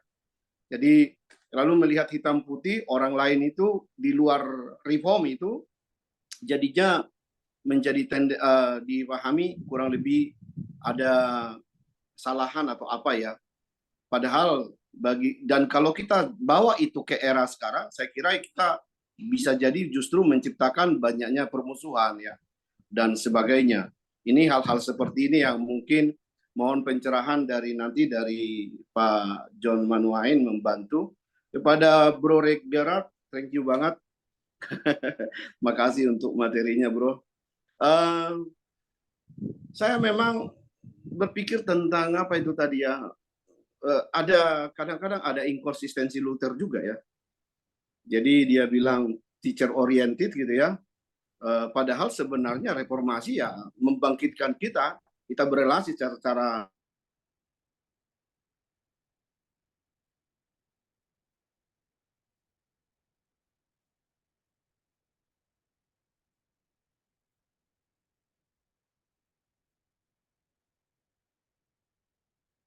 tegangannya kan persis di situ nampaknya. Dia bukan buku ilmu modern, bukan. Jadi kalau apakah sebagai diskusi, apakah memang harus begitu ya? Ini yang menjadi, karena kalau kita paksa, nampaknya justru apa namanya, mempersulit kita juga, mempersulit kita di sana. Karena bagi saya tadi Alkitab itu ya ini antara seperti relasi iman dengan sains ya, iman dengan akal gitu ya, olah-olah begitu ya ininya. Sehingga Mohon kalau maaf, kita tadi atau lama barangkali terpotong, Pak. butuh penafsiran lain barangkali, saya kurang tahu ya. Jadi nanti mohon diberikan, ini saya hanya menggambarkan kerumitan di pikiran saya sendiri sebagai Alkitab itu buku iman atau buku modern, sains modern, ketegangan itu. Ya, terima kasih banyak.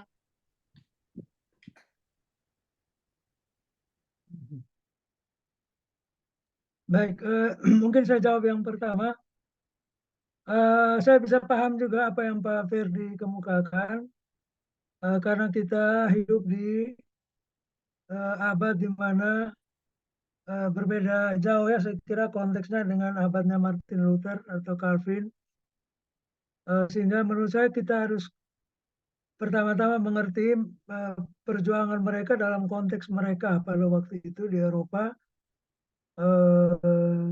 dan kemudian baru melihat prinsip-prinsip itu bisa diterapkan ya. Nah, jadi dalam dunia kita yang sekarang, dan memang menurut saya juga tidak mudah ya, artinya karena situasi konteks yang berbeda dan apa yang kita lihat sekarang kan warisan dari apa yang terjadi dulu. Jadi dari abad ke-16 kemudian ke abad ke-17 itu mulai muncul bukan penyimpangan tapi polarisasi yang berkembang terus sampai sekarang, di mana masing-masing tentu berpegangan pada Alkitab juga, cuma di satu pihak mungkin ya itu seperti Pak Ferdi juga katakan melihat hitam putih begitu. Jadi kalau tidak sesuai dengan yang saya akui berarti salah begitu ya. Nah, tapi menurut saya mungkin itu kurang pas begitu. Jadi misalnya sekarang ini di kalangan reform juga, mungkin di Indonesia tidak ada, tapi itu mereka menyebut diri reform karismatik. Nah, kalau kita bicara reform karismatik dan tanya misalnya di Indonesia ya mereka tidak akui, ya tidak ada itu reform karismatik karena mereka sangat ini dengan gerakan karismatik ya, tapi di belahan dunia lain itu ada reform karismatik di mana ajaran-ajaran utama reform dipegang tapi terbuka kepada hal-hal yang menurut mereka perlu diberi tempat begitu. Nah, jadi saya kira saya setuju juga dengan hal itu. Mungkin terlalu singkat ya Pak Gerard, tapi karena Pak Ferry, tapi karena waktu ya mungkin cukup dulu. Mungkin ke Pak Gerard untuk jawab pertanyaan yang berikut. Ya, mohon maaf ini Pak Ferdi, Bang Ferdi ya. Nggak tahu tadi di Zoom saya, Bang Ferdi itu tadi sempat freeze cukup lama. Jadi ada beberapa kalimat yang memang saya tidak tangkap, tapi yang saya sedikit tangkap, coba kita bisa diskusikan ya. Jadi memang kita memang melihat yang latar belakang lahirnya para reformator ini kan tentunya walaupun ini bukan tagline-nya dari Luther ya, tapi kan back to Bible itu dari dulu sering diajarkan kepada kita ya bahwa peristiwa reformasi ingin membawa kembali kepada ajaran-ajaran yang benar berdasarkan Alkitab atau ajaran benar dari Alkitab begitu ya. Nah, dan itu kampanye besar mereka ya, kampanye besar mereka. Nah, saya perlu akui memang Alkitab itu tentunya bukan buku textbook pelajaran gitu ya. Alkitab memang bukan buku textbook pelajaran. Alkitab memang tidak bisa dijadikan buku textbook pelajaran, apalagi sains. Karena kita ketahui bersama ada ada peristiwa-peristiwa yang memang sangat bertolak belakang dengan sains begitu ya. Dan ini memang tidak mudah gitu. Tapi saya percaya ya dari sekilas yang saya pelajari dari para reformator, saya percaya bahwa Alkitab memberikan pengajaran yang penting ya bagi seluruh area kehidupan ya, termasuk di dalam kegiatan pembelajaran, kegiatan akademik ya, bahkan sains sekalipun ya. Nah, itu sebabnya tadi saya sebenarnya saya bisa pahami ya Bang Ferdi. Nah, di tim kami sendiri saya kasih contoh kecil ketika mencoba untuk melakukan integrasi biblis terhadap semua mata pelajaran, itu pun kami kewalahan. Utamanya ketika masuk sains. Beberapa itu kami kewalahan. Ya, apalagi ketika masuk materi-materi seperti teori Big Bang, 4 teori Big Bang, itu kami kesulitan. Sejujurnya kami kesulitan. Ya. Tapi itu semua kan bisa kita coba siasati. Ya. Walaupun itu tidak muncul di dalam narasi integrasi atau narasi biblical integration itu, tapi tidaknya kita bisa memberikan pengajaran, bisa jadi Tuhan memakai misalnya cara-cara seperti Big Bang. Karena memang itu narasi Big Bang tidak muncul. Ya kan kita kan sangat terbatas dalam teks ya. Dalam teks kita sangat terbatas di dalam teks. Nah, karena narasi Big Bang nggak muncul ya, kita melihat Big Bang itu tidak alkitabiah. Begitu ya. Padahal di dalam keterbatasan kita untuk melihat peristiwa yang lebih luas, bisa jadi mungkin peristiwa itu muncul, ada gitu. Dan itu kita sangat terbatas dan kita tidak tahu. Ya, kita tidak tahu apakah benar-benar terjadi. Itu di luar pengetahuan kita. Dan memang tadi seperti yang dikatakan Bang Ferdi, masalah biner, seringkali kan kita melihat penekanannya pada teks ya. Ada, tidak ada dalam teks. Kalau itu tidak ada dalam teks, maka ya itu nol kan, 1 dan 0 itu kan biner kita begitu ya. Kira-kira seperti itu. Nah, saya tidak tahu bagaimana ya. Saya sendiri tidak mau pada akhirnya menjatuhkan penafsiran yang lebih rumit ketika Yohanes mengatakan peristiwa itu sebenarnya lebih besar daripada teks. Ya, tapi ya itulah. saya takut di sini masalahnya ada Pak John. Ya, tapi peristiwa lebih besar daripada teks. Perlu diakui peristiwa itu lebih besar daripada teks. Ya, dan ya Yohanes mengatakan ada begitu banyak peristiwa, tapi yang ada di tertulis ya ini cukup untuk pembangunan iman kita. Ya, terima kasih. Itu kira-kira yang bisa saya sampaikan. Ya, sorry, sedikit saya tanggapi. Memang kadang-kadang maksud saya begini Pak Geral, kadang-kadang saya sangat apresiasi khususnya menyadari keterbatasan itu ya, poin bro itu tadi. Itu penting buat saya, buat kita saya kira. Artinya gini, karena bangkitnya barangkali reformasi, kita merasa agama itu serasa iman itu kayaknya bisa dijelaskan sejelas-jelasnya gitu loh. Itu problem gitu. Justru itu wilayahnya sains. Wilayahnya sains yang jelaskan. Jangan iman terlalu terang benderang, harus ada sisi-sisi mitisnya gitu. Karena justru disitulah kekasan iman itu bagi saya. Ketika kita memaksakan untuk menjelaskan, nah ini yang kadang-kadang orang teologi itu mau menjelaskan semua, politik, matematika, kimia, itu sudah mendominasi lagi itu. Jadi poin dari Pak Gerard itu bagus sekali, menyadari keterbatasan justru itu nikmat ya. Jadi itu asik sebenarnya. Jadi kita kadang-kadang ada cenderung kayaknya bisa kita jelaskan secara saintifik iman Kristen itu. Nah itu yang harus kita ada remnya bagi saya. Thank you Pak Gerald dengan Pak John. Terima kasih banyak.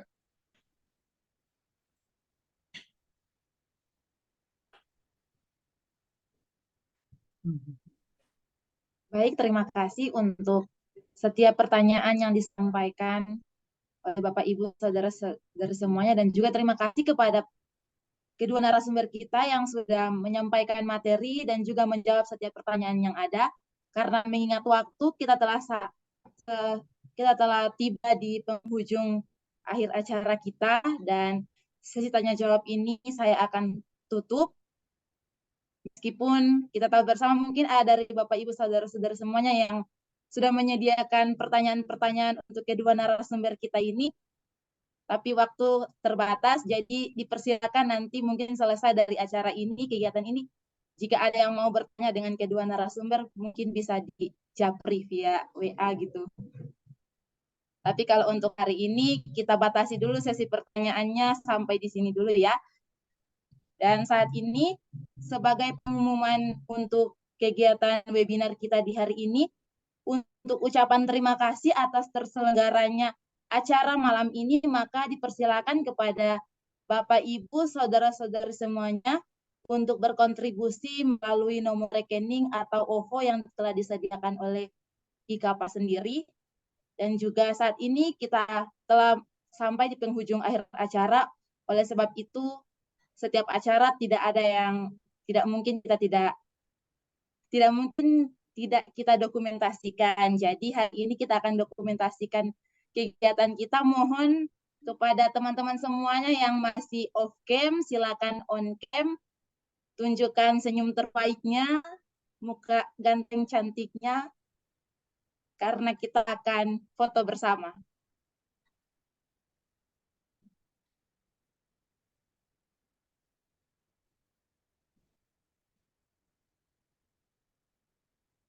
Mana wajah-wajahnya?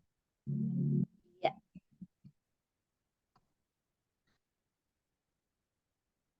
Apakah semuanya sudah?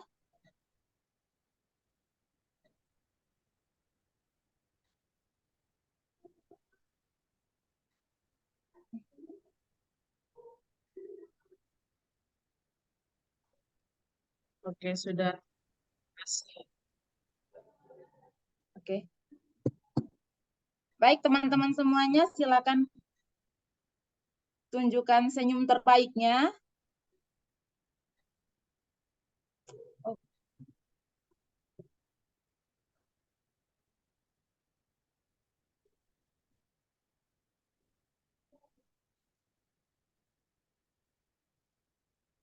Oke. Sudah, Maaf, saya. Oke, saya hitung ya, sampai 3. Semuanya tunjukkan senyum terbaik. Kalau perlu kelihatan gigi ya, kelihatan gigi. Biar agak manis kelihatannya. Bapak John, silakan senyum, Pak. Banyak mahasiswa. Tolong Pak, jangan dari chat tadi. dulu ya. Jangan chat dulu, nanti chatnya menutupi wajah yang paling bawah. Oke, teman-teman, tolong jangan chat dulu ya. Oke, siap. Asrama Putri siap. 1, 2, 3.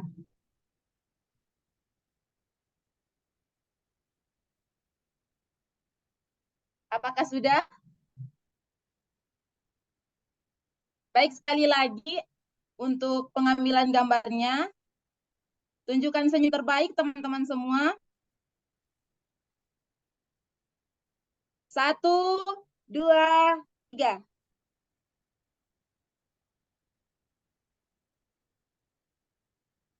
Terima kasih. Oke. Baik, saat ini kita telah sampai di penghujung acara. Untuk itu diingatkan kembali kepada seluruhnya yang hadir, teman-teman semuanya. Setelah ini kita akan mengisi formulir daftar hadir. Untuk linknya silakan dilihat di kolom chat melalui Google Form. Silakan teman-teman mengisi untuk daftar hadirnya. Ini berkaitan juga dengan sertifikat yang akan diberikan. Oke, saat ini kita akan mendengar closing statement dari kedua narasumber kita. Dipersilakan kepada Bapak John Manuain untuk menyampaikan closing statement dan dilanjutkan Pak Gerald. Kepada Pak John dipersilakan. Baik, terima kasih. Ya, terima kasih. Saya juga berterima kasih untuk semua peserta untuk mengikuti, walaupun karena waktu mungkin tidak bisa terlalu mendetail ya, juga pertanyaan-pertanyaan dan jawaban. Tapi saya harap dengan bahan ini bisa juga kita renungkan terus untuk pelayanan kita dan tugas kita yang Tuhan percayakan bagi kita. Selamat melayani buat semua alumni, juga untuk para mahasiswa dalam belajar. Terima kasih. Ya, saya juga berterima kasih kepada panitia dari IKAPA yang mengizinkan acara ini terlaksana. Ya, baik, closing statement dari saya, khususnya buat para pendidik ya. Tapi semua kita adalah pendidik ya, pendidik. Pendidikan Kristiani itu kan, saya pakai istilah Kristiani karena bukan hanya Kristen. Kristiani artinya kalau kita di lembaga-lembaga Kristen, kita di gereja, kita adalah pendidik ya. Pada setiap kita, mari kita tidak hanya mentransfer ilmu ya, kita tidak mentransfer wawasan, tapi kita juga hadir untuk mentransformasi kehidupan orang-orang yang kita layani. Tuhan Yesus memberkati. Baik, terima kasih. Saat ini kita akan menutup kegiatan kita. Karena tadi pembukaan kita mengawalnya dengan doa, maka penutupnya pun kita akan menutupnya dalam doa. Oleh sebab itu, minta dengan kasih Ibu Detinokas membawa kita dalam doa penutup.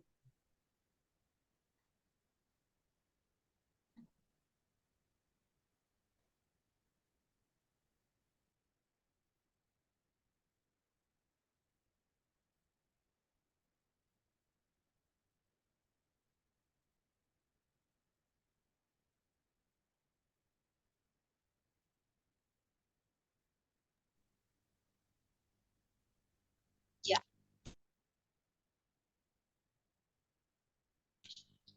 Mari kita bersatu di dalam doa. Bapa di dalam sorga, kami bersyukur atas kegiatan dan acara kami di malam hari ini ya Tuhan.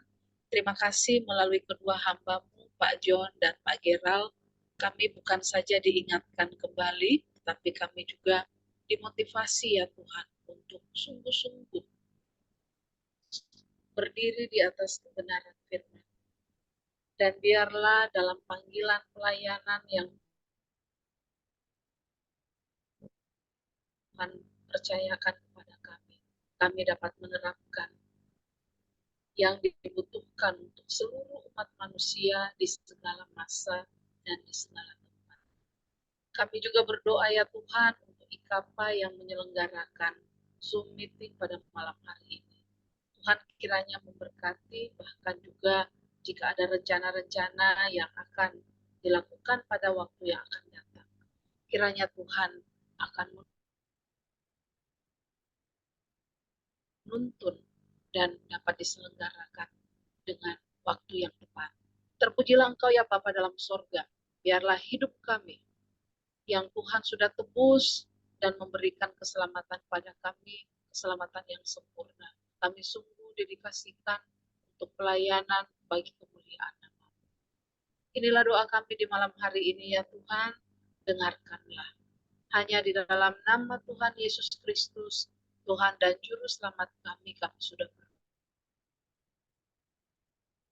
berdoa. Amin. Demikian acara webinar kita saat ini. Diucapkan terima kasih. Tuhan Yesus memberkati. Shalom, selamat malam. Shalom semua. Shalom. Shalom, selamat memberkati. Shalom, selamat malam. Shalom, Tuhan berkati. Selamat melayani. Shalom. Mana ini? Hai Bu Nova, selamat malam Bu Nova.